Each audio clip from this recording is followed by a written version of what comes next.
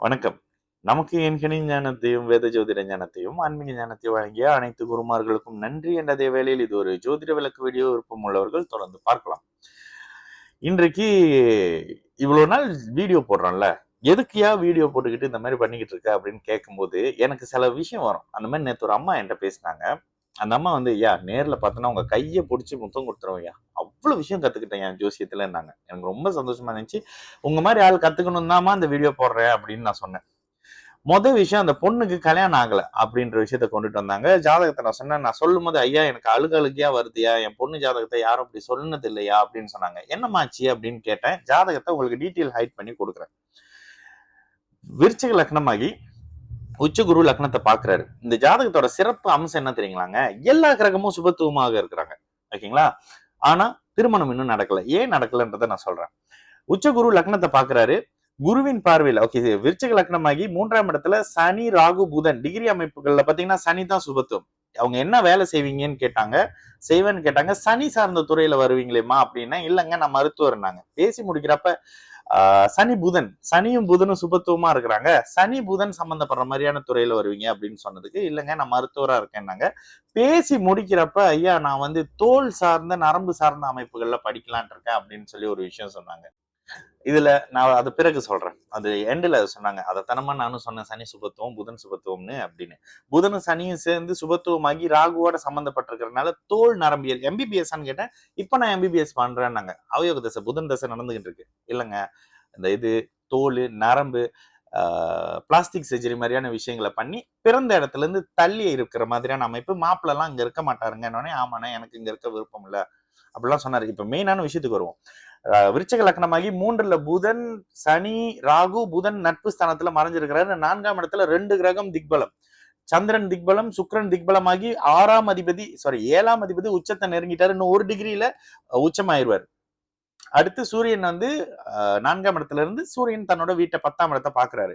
7ஆம் இடத்துல செவ்வாய். இந்த செவ்வாய் தான் பெரிய செவ்வாய் தோஷத்தை பண்ணி பெண் சாபம் வந்துருச்சு.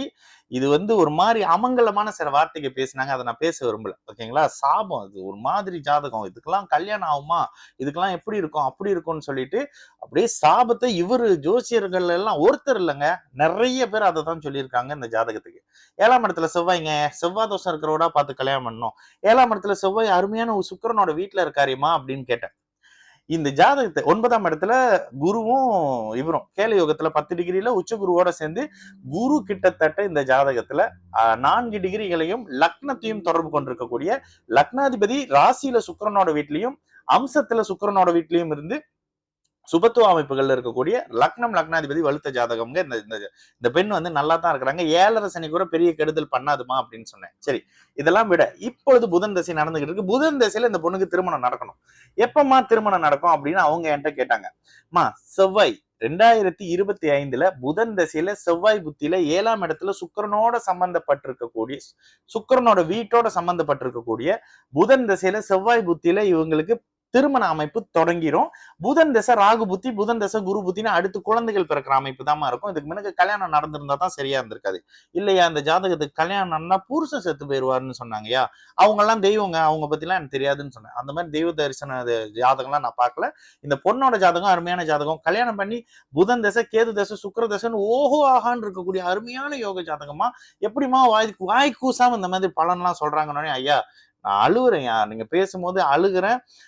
என்னால இந்த விஷயத்த வந்து யாருமே நல்லது பண்ண சொன்னதில்ல. நகைய வச்சு கடனை வாங்கி ராமேஸ்வரம் போய் சுமங்கலிய என் பொண்ணு பரிகாரம் பண்ணியே மயக்கம் போட்டு விழுந்திருக்காங்கன்னு சொன்னாங்க.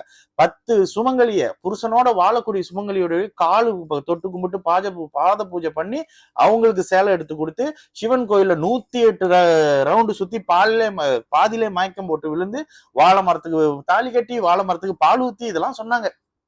அவ்வளவு பணக்காரங்களா நீங்கன்னு கேட்டேன். இல்லையா கேக்குறாங்க அப்படின்னு சொன்னாங்க. நான் ஒரு விஷயம் தான் சொன்னேன். பொண்ணுக்கு கல்யாணத்துக்கான காலகட்டம் இந்த வருஷம் 2025 மே மாசத்துக்கு பிறகுதான் வருது. 2028ல கையில குழந்தையோட இருப்பாங்க. இவ்வளவுதான் பலன் அப்படின்னு சொல்லிட்டேன். ஓகேங்களா? ஐயா நான் இந்த விஷயத்தெல்லாம் பார்த்துட்டு எப்படியாவது ஜாதகம் பார்க்கணும் உங்ககிட்ட இருந்து தான் வந்தேன் அப்படின்னு. ஆனா ஒண்ணுங்க, ஏன் ஜோசியக்காரருங்க எல்லாம் கடவுளா மாறிடுறாங்கன்னு தான் எனக்கு தெரியல. அதுவும் கொடூரமான வார்த்தைகளை யூஸ் பண்றாங்க. அது ஏன்? உங்க வீட்டு பொண்ணா இருந்தா அப்படி சொல்லுவீங்களா? எனக்கு ஒரு கேள்வி வரும். இந்த விஷயம் எல்லாம் உங்க வீட்டு பிள்ளைக்கு சொல்லுவீங்களா? ஏன் உங்க வீட்டு பிள்ளைங்களுக்கு சாமி சாபம் விட மாட்டுது? உங்க வீட்டு பிள்ளைங்களுக்கு ஆ பரிகாரம் சொல்ல மாட்டுது? உங்க வீட்டு பிள்ளைங்கள இன்னொருத்தவங்க கால்ல விழுந்து பாத பூஜை பண்ணி அவங்களுக்கு தேவையான உடுப்புலாம் வாங்க சொல்ல மாட்டுது? அது என்ன? அப்படியே இதெல்லாம் பண்ணி மாத்திர முடியும்னா, பண்ணி உங்க வீட்ல இருக்கக்கூடிய பிள்ளைங்க ஏன் சரியான வாழ்க்கை, சரியான தொழிலு, சரியான விஷயத்துல அமர மாட்டுது? நீங்க தான் எல்லாம் தெரிஞ்ச பரிகார பரிகார வித்வான்களாச்சே! இங்க ஒரு பொண்ணு நான் சொன்னேன், இந்த பொண்ணுக்கு கல்யாணம் நடக்கும்போது நீங்க பத்திரிக்கை அனுப்புவீங்க. குழந்தை பொறந்தோனே நேரா தேடி வந்துருவீங்கம்மா அப்படின்னு. ஐயா அப்படின்னா, எப்பயா வருவீங்க? வந்தா நான் வீட்ல உங்களுக்கு உங்களுக்கு இல்ல உங்க ஃப்ரெண்டுக்கும் சரி, அம்மாக்கும் சரி நல்லா சமைச்சு போடுவேன் அப்படின்னு சொன்னாங்க. மனப்பூர்வமான வார்த்தைங்க.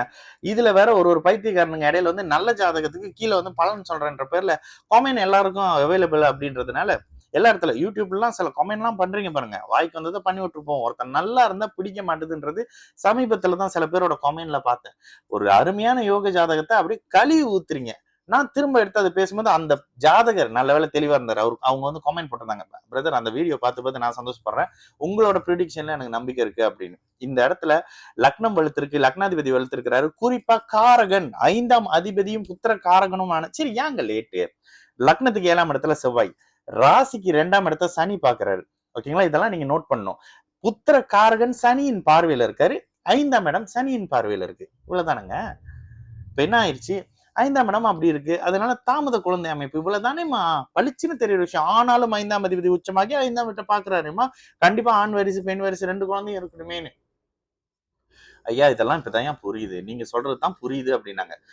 நான் சமீப காலமாக சில விஐபிங்க கூட சில விஷயங்கள் வந்து நான் பண்ணும்போது அவங்க எல்லாம் சொல்ற ஒரே விஷயம் மத்தவங்க யூஸ் பண்ணாத வேர்ட்களை பாய்க்கிறீங்க அப்படின்னு. இங்க உங்களை பயங்காட்டுறது மாரகாதிபதி பாதகத்தை செஞ்சிருவாரு இதெல்லாம் நான் செய்ய வேண்டிய அவசியம் இல்லை, சொல்ல வேண்டிய அவசியம் இல்லை.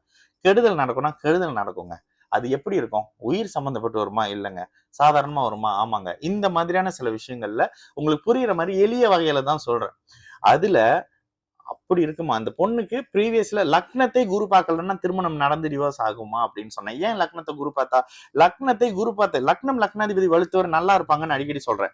லக்னத்தை குரு பார்த்தனால கோர்ட்டு கேஸ்ன்னு கொண்டுட்டு போலாங்க. லக்னத்தை சனி பார்த்திருந்தாருன்னா கோர்ட்டு கேஸ்ன்னு போய் அவமானப்பட்டிருப்பாங்க 7 சனியில.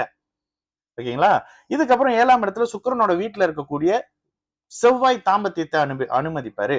அதுக்கு பிறகு இருக்கக்கூடிய குரு பார்த்த ராகு, குரு பார்த்த சனி, குரு பார்த்த புதனின் அமைப்புகள்ல நல்ல குரு பார்த்த ராகு அமைப்புகள்ல நல்ல அமைப்பு இருக்கும். குரு பார்த்த இந்த புதன் தசை குரு புத்தியில குழந்தை அமைப்பு இருந்தாகணும்ல இந்த ஜாதகருக்கு.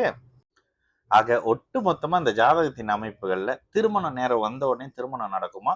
2028 இந்த இடத்துல புதன் தசையில குரு புத்தியில கையில குழந்தை, கேது தசையில இங்க பிறந்த இடத்துல இருந்து நகர்ந்து போயிருவாங்க.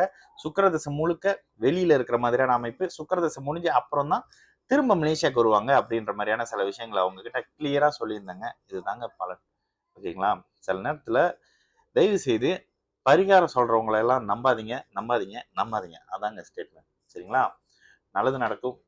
எல்லோரும் நல்லா இருப்போம். நம்ம அடிக்கடி சொல்ற ஒரு விஷயம் தாங்க. கண்ணுக்கு தெரியாத விஷயத்த பலனா சொல்றாங்கன்னா அதை நம்பாதீங்க. பெண் சாபம், குலதெய்வ சாபம், இந்த சாபம், அந்த சாபம், தோசை சாமியம், இதெல்லாம் அவங்ககிட்ட சொல்லியிருக்காங்க. இந்த பொண்ணு கஷ்டம் அப்படி இப்படின்னு அந்த வார்த்தையே ஒரு மாதிரி ஆனா அவர்னா என்ன ஒரு மாதிரி நல்ல வார்த்தையே இல்லைங்க. அது அமங்கலமான வார்த்தைங்க. அது அந்த மாதிரியான விஷயம். நான் சொன்னது என்னங்க, லக்னத்தை குரு பாக்குறாரு, 7ஆம் அதிபதி திக்பலமாகி உச்சத்தை நெருங்கி இருக்கிறாரு. காரகன் குழந்தைக்கு காரக பிளானட் உச்சமாகி 5ஆம் இடத்தை வலுத்து பாக்குறாரு. இந்த பொண்ணுக்கு தாமதமான திருமணம், திருமண வாழ்க்கை அருமையான அமைப்புகள்ல பிறந்த இடத்துல இருந்து தள்ளி செட்டில் ஆகக்கூடிய மகாதன யோகம் கேது தசையில செயல்படக்கூடிய அப்படின்ற சகலமும் வேலை செய்யும் அப்படின்னு சொல்லியிருக்காங்க. மகாதன யோகம்னா என்னது? ஒரு மனிதருக்கு தன்னுடைய தேவைக்கும் மீறி 100 பேரினுடைய தேவைக்கும் மீறி அதுக்கு மேல சம்பாதிக்கக்கூடிய அமைப்புகள்ல இருக்கக்கூடிய ஒரு ஜாதகங்க. இந்த பைத்தியகாரத்தனமா இருக்கக்கூடிய பரிகாரம் சம்பந்தப்பட்ட விஷயம் இன்னொன்னும் சொன்னேன். யாருமே இது வரைக்கும் ஒரு வீடியோ போடலங்க. பரிகாரம் இல்ல, அது இல்ல, இது இல்ல அப்படின்லாம், பரிகாரம் வேலை செய்யுது அப்படின்லாம் நான் தான் பேசிக்கிட்டு இருக்கேன். இப்பதான் கொஞ்சம் கொஞ்சமா வந்துட்டு இதையே மாத்தி சொல்லிக்கிட்டு வந்துகிட்டு இருக்கிறாங்க மலேசியால அப்படின்னு சில விஷயம் சொல்லியிருந்தேன். சரிங்களா? நல்ல ஜாதகர் லக்னாதிபதியை சகல கிரகத்தையும் குரு பார்த்த ஒருத்தர் நல்லாவே இருப்பாரு. பெரிய பிரச்சனை எல்லாம் மாட்டிக்க மாட்டாரு. லக்னாதிபதியை சகல கிரகத்தையும் சனி செவ்வாய் ராகு தொடர்பு கொண்டு வந்தாங்கன்னா அந்த ஜாதகரை கஷ்டப்பட பிறந்தவர் தான் எந்த மாதிரி பூஜை பரிகாரம் பண்ணிக்கிட்டாலும். சரிங்களா? நல்லது நடக்கும். எல்லோரும் நல்லா இருப்போம். வணக்கம்.